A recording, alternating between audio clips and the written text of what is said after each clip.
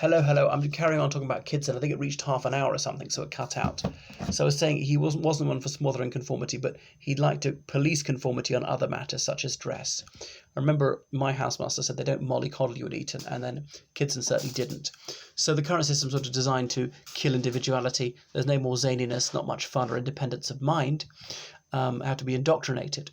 So health and safety has been extended to emotions these days, and that would have thwarted someone like him. So what Kidson did by being hard on his pupils was to inure them to criticism and failure, make them man up, and they could cope with it in later life. So these days, forests are felled so that desk jockeys can perspire. Sorry to abuse a phrase that was said of Gladstone, but I thought this was a rather Kidsonian thing to do. And he's probably the only beaten beak I know whose surname has become an adjective. Well, it has in this book anyway.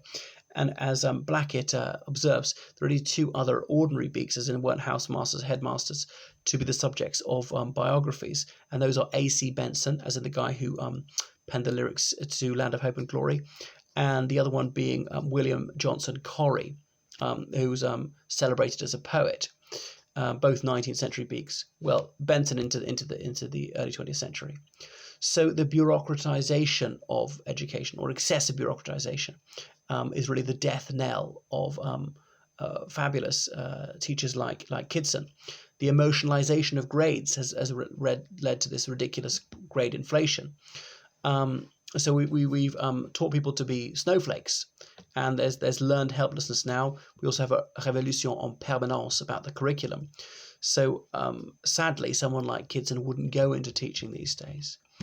So he had time to be erudite because he wasn't wasting his time completing loads of pointless paperwork. He was a Renaissance man, notable for the catholicity of his tastes. He used to collect antique furniture and so on. He was fond of the turf, always going to various race courses, naughtily driving boys to the station they could go away to a horse race on St Andrew's Day when they're supposed to be at Eton for the Wall game. It's a big sort of pre-Christmas festival at Eton. 30th of November, I think it is.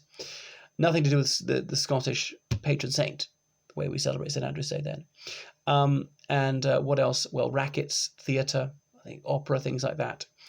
He was not in the Combined Cadet Force. There's one video of him on YouTube from a documentary around about 1990, or is it classed in 91, of him teaching for about 30 seconds, and I'd swear it's him, having seen his photo, because to my knowledge, I never even saw him. I might have saw him in the street, but I didn't know who he was. He certainly didn't know I was. I was in F Block. I was a nobody, a novice. So it was like someone like Mr. Chips or whatever. Anyway, that is this fantastically edited book, and there's really not one flaw in it, and I don't just mean like a typo or something, but it doesn't lose the plot, if you will, and some of it's thematic, some of it's chronological, is incredibly well put together, so flawless. So I warmly recommend it. Absolutely riveting, and often a howl in terms of all these humorous episodes that it recounts with such verve.